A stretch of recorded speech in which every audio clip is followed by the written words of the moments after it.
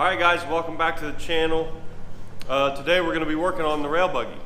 So we're going to go ahead and pull the motor out of the rail buggy. Reason being is because I'm going to rebuild it because it leaks. I'm going to do a cardboard delete mod. So I'm going to go ahead and break it open and reseal it, and while I'm doing that I'm going to replace all the bearings, all the gaskets and everything, since I do have to split the block. So I'm going to get the engine out, hopefully put it on the stand, hopefully all the bolts fit. Let's go ahead and start tearing into it.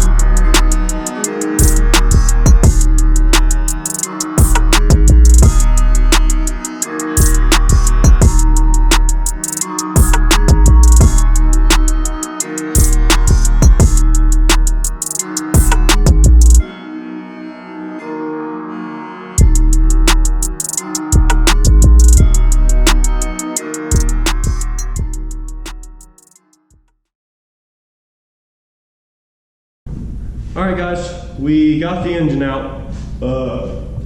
As you saw, it was pretty easy. I just obviously did a time lapse, but I mean, all you do is just make sure all the wires and oil lines and gas lines are disconnected from the engine, and then take off the there's 2 bolts and 2 nuts separating it from the tranny. 1, 2, 3, 4. I have to get a bigger socket to take the flywheel off, and I need to get a longer bolt to put it on the engine stand. So once we do that, we will start tearing down the engine, taking all the stuff off of it, and once we do that, we're good to split the case, and I'll show you guys a rebuild video.